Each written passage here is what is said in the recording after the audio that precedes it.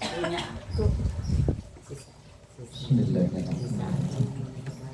Assalamualaikum warahmatullahi wabarakatuh. Waalaikumsalam warahmatullahi wabarakatuh. Bismillah walhamdulillah wassalatu wassalamu ala rasulillah Sayyidina wa maulana Muhammad bin Abdillah wa ala alihi wa ashabihi wa man tabi'a rusyadah amma ba'dah. Ila hadratin Nabi Mustafa Muhammadin sallallahu alaihi wasallam wa ala alihi wa ashabihi wa azwajihi wa dzurriyyatihi wa ahli baitihi al-kiram wa jami'i ummatihi minal muslimina wal muslimat wal mu'minina wal mu'minat ayyama kanu khususan bi kitab asy-syaikh al-fadhil Muhammad Rasulullah syaudillahi lahum al-Fatihah. A'udzu billahi minasy syaithanir rajim. Bismillahirrahmanirrahim. Alhamdulillahi rabbil alamin arrahmanir rahim maliki yaumiddin. Iyyaka na'budu wa iyyaka nasta'in ihdinas siratal mustaqim. Shiratal ladzina an'amta 'alaihim ghairil maghdubi 'alaihim waladdallin. Bismillahirrahmanirrahim. Melanjutkan ngaji kita dari kitab Riyadhul Bahdiyah halaman 49. Wa yasihhu ihramur raqiqil balighi walau bi ghairi idzni sayyidihi. Lakin lahu ayyuhallilahu minhu idza ahrama bihi bi ghairi idzni. Wa yasihhu dan sah ihramur raqiqi, ihramnya seorang budak. Budak sekarang udah nggak ada. Pembantu itu bukan budak. Kalau pembantu itu ya seperti ibarat karyawan sama bosnya. Tapi kalau budak itu enggak.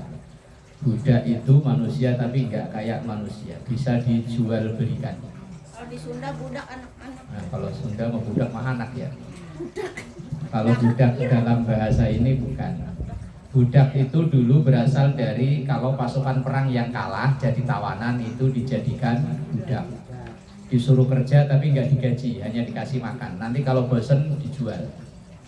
Kalau perempuan boleh digauli sama majikannya. Itu halal. Budak halal. Oh, halal. Makanya budak itu Islam itu setiap ada pelanggaran berat, hukumannya dulu memerdekakan budak. Itu dalam rangka untuk menghilangkan perbudakan. Walaupun sampai Rasulullah wafat belum berhasil atau belum selesai kasus perbudakan itu. Memang ya kayak Bilal. Kasus yang terkenal kan Bilal. Bilal itu seorang budak dari bangsa Habasyah. Habasyah itu kalau sekarang Ethiopia. Yang orangnya ireng-ireng, rambutnya keriting, palanya agak jendol ke belakang yang sini. Bibirnya agak tebelan dikit. Manis dari paginya. Giginya putih. Nah, kalau giginya emang bagus-bagus. Giginya putih gimana kayak jamblang. Nah, Bilal itu dulu ya diperjualbelikan sampai dia itu dibeli oleh seorang juragan namanya Umayyah bin Khalaf. Kemudian ia ketahuan masuk Islam, disiksa oleh Umayyah bin Khalaf. Kemudian sama bosnya ini, kalau kamu kembali ke agama lama, kamu saya perdekakan. Tapi Bilal nggak mau, tetap dia menyebut ahad, nyebutnya cuma ahad itu toh. Nah, akhirnya ketika disiksa itu ditelanjangi, kemudian di punggungnya itu ditindih pakai batu, diseret kayak opo ya di. Telanjang itu nggak kelihatan nih.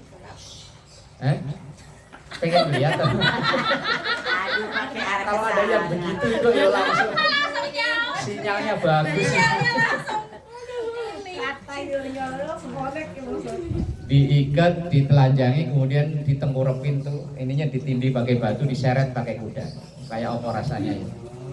Kemudian pas begitu disiksa begitu, ketemu sama Abu Bakar, kemudian dibeli. Nah, belinya itu pun di harga umpama ya, harga pasarannya 10 juta dibeli dengan harga berkali-kali lipat, tapi dibayarin sama Abu Bakar, kemudian dimerdekakan. Tapi karena punya suara bagus, kemudian ditunjuk oleh Rasulullah jadi Bilal. Jadi namanya bukan Bilal, Muadzin. Muadzin itu orang yang mengumandangkan adzan. Lah sampai sekarang kalau orang yang suka adzan, orang-orang ngajak-ngajak sholat disebutnya Bilal.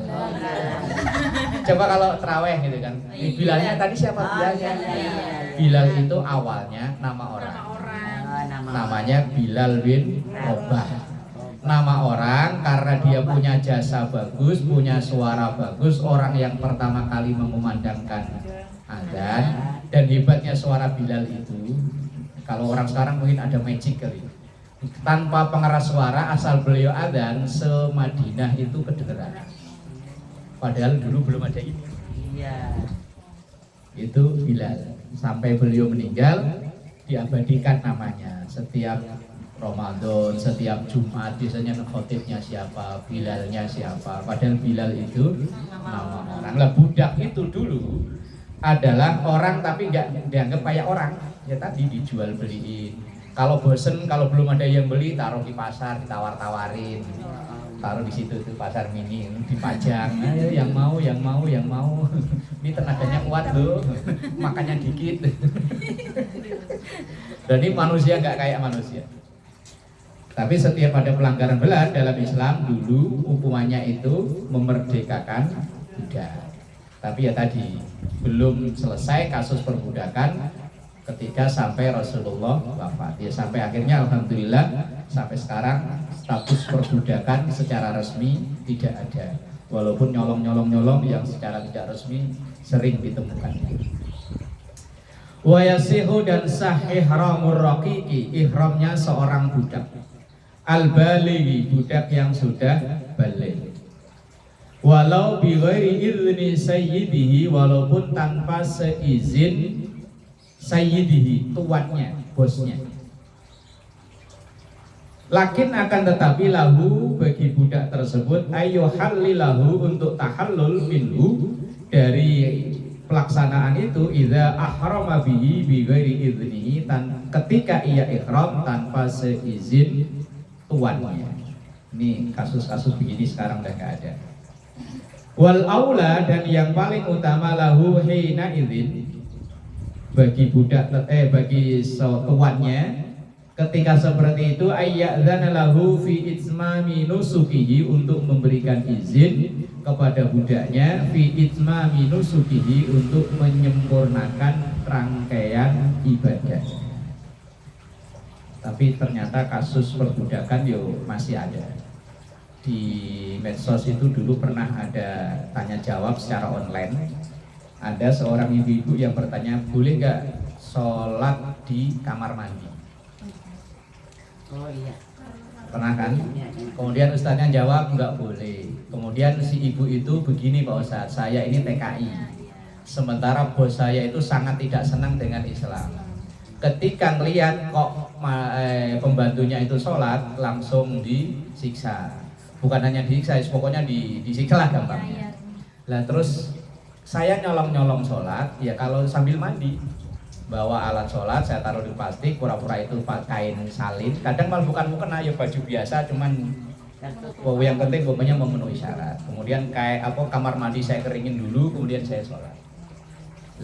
Ya, kalau seperti itu, nah kemudian ustaznya jawab, kalau dalam seperti itu ya ad-darurat tubihul mahdurat. Kalau memang dalam keadaan darurat, sesuatu yang asalnya tidak boleh berubah menjadi boleh. Walaupun status perbudakan secara resmi nggak ada, tapi nyatanya ya masih ada kayak gitu ya. Terus ya belum lama lagi kasus di Surabaya itu, yang ibu-ibu pengusaha nahan ijazah karyawannya kan. Nah ternyata setelah karyawannya pada ngomong sholat Jumat dipotong gajinya, yang laki-laki sholat Jumat. Ini kan ya sama saja dengan kayak perbudakan. Padahal ibadah itu kan hak setiap warga negara. Wassalamualaikum. Waalaikumsalam. Biasanya yang ketinggalan itu kok gantian nih. Dari sana rumahnya udah berubah. Ya alhamdulillah kita mau ibadah model kayak apa bebas ya. Wa misluhu fi dzalika az-zaujatu, dan seperti itu, kasus seperti itu yang hendaknya memberi izin itu az-zaujatu, hajinya atau umrohnya seorang istri. Ya wajib seizin suaminya. Walau kana nusukaha fardhon, walaupun nusuk itu manasik, rangkaian ibadah itu fardu illa idza tadayyaqa alaiha, kecuali kalau memang waktunya sempit. Maksudnya seorang istri yang berangkat haji, berangkat umroh ya wajib seizin suami. Tapi kalau haji yang wajib itu haji yang pertama itu walaupun seandainya suami nggak ngizinin pun, kalau itu yang wajib tetap boleh. Yang jadi permasalahan kalau orang Indonesia, yang jadi permasalahan kan perjalanannya, bukan hajinya. Kalau hajinya boleh, cuman kan perjalanannya yang jadi masalah, karena perjalanannya prosesnya yo lama. Tapi rata-rata yo ngizinin lah yo. Mosok nggak ngizinin, mau ibadah kok nggak ngizinin. Lah kalau ibadah sunnah, kalau suami nggak ngizinin, ya istri wajib untuk ikut. Mama Mansur mau puasa Senin, lah Pak Mansur baru pulang. Wajib izin. Pak, saya mau puasa. Puasa, saya baru pulang puasa. Oh, wajib untuk nggak usah puasa. Lah iya, nggak usah puasa. Lah umpama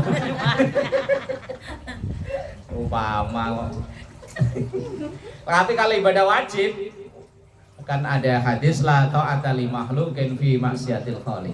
Boleh kita tidak taat kepada sesama makhluk kalau itu melarang ibadah, wajib. Ya kayak haji pertama kan wajib, sholat 5 waktu ya wajib, puasa Ramadan wajib. Tapi puasa Senin Kemis, lah kalau suami baru pulang dari Kalimantan kok malah puasa. Wah, mancul lagi. Ada siapa lagi? Sabar ibu, jangan sampai lihat-lihat. Lah iya, jauh-jauh dari Kalimantan malah puasa. Wa yasqutu, dan gugur fardul islami, kewajiban haji, anil hurri, dari orang merdeka, al balighi yang balik, al akili yang berakal sehat, ghairil mustati'i yang ia tidak mampu. Yes, yang nggak mampu sampai meninggal ya wis gugur kewajiban alias tidak wajib haji. Kalau yang mampu tabungannya miliaran lah, kalau sampai meninggal kok nggak berangkat ya bisa dibadalkan itu. Tapi kalau yang hidupnya Istilahnya banyak. Gajinya kalau gajian tanggal berapa? Tanggal 5 umpama ya.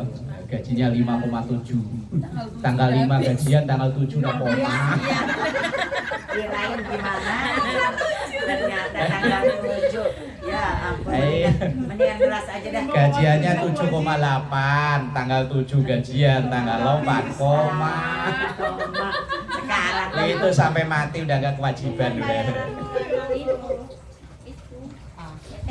Lah iya.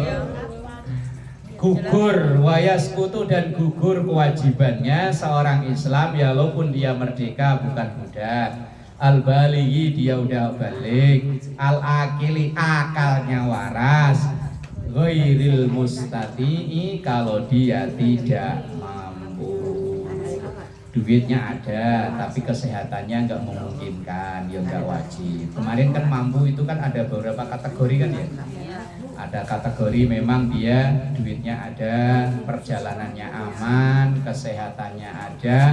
Nah itu yang disebut dengan mampu. 2021 apa 2020 ya? Yang haji diberhentiin itu. Ya mampu Covid 20 ya. Ya mampu, duit banyak, badan sehat, tapi wong nyatanya nggak aman keadaannya, maka itu namanya bukan mustati. Maka ayatnya walillahi 'alan nas hijjul bait man istata'a ilaihi sabila. Bab selanjutnya. Arkanul haji, rukun-rukunnya haji sittatun itu 6. Yes, teorinya dulu, prakteknya ntar nyusul. Ya siapa tahu ya. Iya, kalau Allah mau ngendaki mah ada aja caranya. Ada yang Haji Mansur ya. Halaman kena gusur.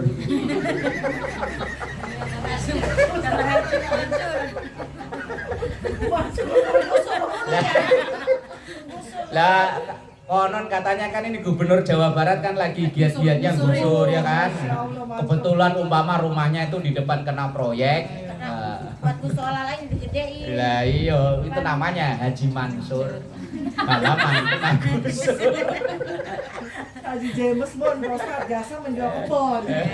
James Bond James Bond, menjual kebun. jasa menjual kebun. Haji Mansur. Cuma jual laki aja. Yakin. Ya. Arkanul haji, rukun-rukunnya haji sittatun itu 6. Pertama niyatul ihramu bihi, niat ihram. Pertama semua ibadah itu rukunnya niat. Nah niat itu bisa yang membedakan ibadah dan bukan ibadah. Niat itu wajibnya di hati. Ngucapin itu tidak wajib. Tapi untuk menguatkan, memantapkan hati, orang-orang tua kita ngajarin diucapkan. Kita kalau mau sholat, sholli fardhul maghrib itu nggak wajib. Yang wajibnya niat. Niat itu nggak harus diucapkan. Dalam hati tek, niat maghrib, sholat maghrib, udah niat itu namanya.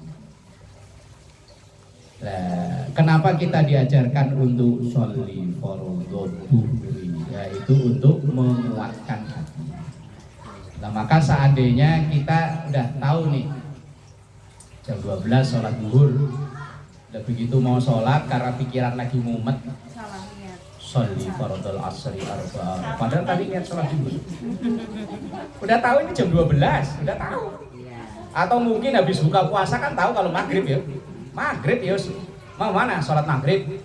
Udah pakai mukena begitu, sholli fardhul asri arba'a. Sholatnya sah nggak? Sah. Wong yang dinilai itu hatinya. Hatinya kan udah yakin wong habis buka puasa itu mau sholat maghrib. Walaupun ngomongnya duhur, ngomongnya asar, itu tetap sah. Itu kalau urusan hablum minallah. Tapi kalau hablum minannas yang dinilai itu mulutnya, bukan hatinya.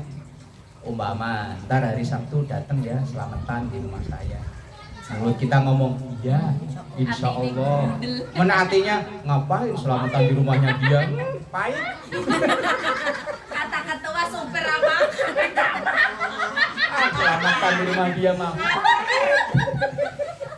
Pahit. Jangan sama. Iya, selamatan mah di rumahnya dia mah pahit. Baca segala Yasin dibaca, Waqiah dibaca, Rahman dibaca, Ratib dibaca, tahlilnya panjang, air nggak keluar. Dalam hati ngomong begitu, cuman mulutnya ngomong iya lah begitu, hari hanya kok nggak datang, yo didadat. Oh. Lah kalau insya Allah gimana insya Allah? Iya kita ini kan seringnya kalau apalagi biasanya kan ketua majelis taklim nge-share ya, assalamualaikum mohon hadir, jawabnya waalaikum insya Allah itu insya Allah ya, insya Allah enggak. Insya Allah ya. Saya awalnya itu dapat jawaban itu waktu nonton film. Ingat gak ada film Ketika Cinta Bertasbih? Itu Azam siapa namanya ya? Khairul Azam. Baru pulang dari Mesir jadi kurir paket, nganterin truk ketemu sama kiai terus ditanya, Zam, kalau hari libur Bu datang ke sini ikut ngaji. Azamnya jawab, insya Allah. Biar kamu dapat relasi, tambah kenal-kenalan, jawabnya insya Allah. Terus ditanya apa lagi, pokoknya beberapa kali insya Allah. Terus kiainya ngomong, insya Allahmu itu nanti ditagih. Kemudian saya walaupun itu dari dialog film, saya penasaran, apa iya insya Allah ditagih? Saya cari di kitab-kitab, akhirnya ketemu bahwa insya Allah itu jangan sampai dipakai untuk ngelesnya kita. Iya, tolongnya kan Bu Hadir ya, insya Allah. Padahal artinya pahit.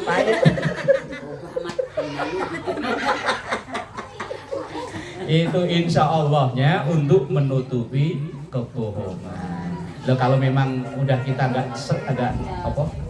nggak pengen datang ya ngomong apa ya. Bu datang ya, aduh mohon maaf lagi repot. Izin, mau beres aja. Iya, daripada insya Allah kan ditunggu sama tuan rumah. Bilangnya sih datang, kemarin udah bilang insya Allah. Itu walaupun dialog film kayaknya biasa-biasa aja, cuman saya begitu nonton, apa iya insya Allah tuh ditagih. Karena saya melihat penulisnya itu alumni pesantren. Habibur Rahman siapa itu, penulis cerita film itu. Karena beliau itu alumni pesantren yang saya kenal kiainya. Bukan, kalau kuliahnya di Al-Azhar, cuman kan beliau itu alumni dari Meranggen, Demak.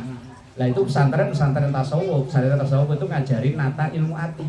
Biasanya orangnya orang yang halus, nggak mungkin ini walaupun film tapi sembarangan nggak mungkin kan. Saya cari ternyata iya. Bahwa insya Allah itu jangan sampai digunakan untuk nutupi, ngeles. Kita kan enak banget ya, insya Allah. Saya sering. Insya Allah. Saya juga sering.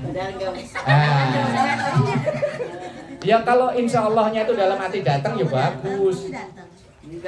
Makanya ini bukan ngajarin les ya, tapi kan untuk menghindari kita dicatat sebagai bohong itu. Kalau pengajian bapak-bapak kemarin udah saya kasih tahu, ada namanya tauriyah. Tauriyah itu kita memakai bahasa yang multi tafsir. Umpama yang sering terjadi itu kalau ada orang mau minjem duit. Ya kan? Ada 100 enggak biar silaturahmi enggak putus. Rata-rata kan kita bilang enggak ada ya. Iya kan? Rata-rata kan bilang enggak ada. Lah kalau enggak ada itu berarti memang enggak punya beneran kan? Lah bilangnya jangan bukan enggak ada. Mohon maaf enggak megang. Enggak megang kan? Istri udah saya ajarin kalau udah minjem duit bilang aja enggak megang. Lah kalau kecuali orangnya memang komitmen ya. Kalau lagi megang gimana? Kantongin dulu. Itu namanya tauriyah. Tauriyah itu kita menjawab dengan memakai bahasa yang multi tafsir.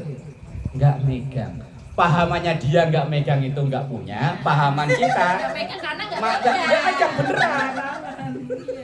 Lah kecuali orangnya yang komitmen bayarnya tanggal 10 ya tanggal 10 beneran ya udahlah. Kadang ada yang nembak ya. Kalau enggak tar, Enggak ngilang. Malah diciumin. kita nagih dibilang Lah makanya untuk menghindari terulang-ulang lagi pakai namanya tadi tauriyah. Tauriyah itu memakai bahasa yang multi tafsir. Ya kayak tadi diundang, Ibu hadir ya di acara di rumah, insya Allah kalau sempat atau kalau ada waktu.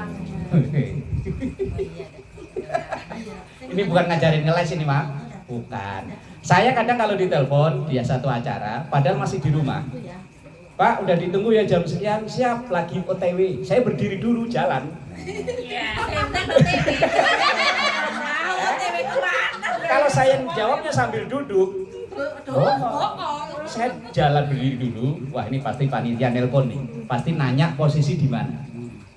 Kalau saya masih di rumah, nanti dia akan, waduh masih di rumah. Kalau saya bilang udah jalan saya dari situ paling keluar, balik lagi. Sampai cek datang ke sini.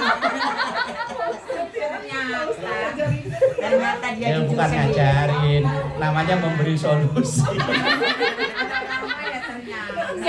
Ternyata besok aja jujur. Nah, ini namanya solusi untuk menghindari disebut bohong. Kok lama? Iya tadi masih jalan bener kan? Iya. Jalan ke kamar mandi. Yang penting pokoknya jalan. Enggak tidur. OTW tadinya jalan kan ya? Yang penting jalan. Kok sampai ke situ nggak karuan mau tadi? Wallahu a'lam bishawab.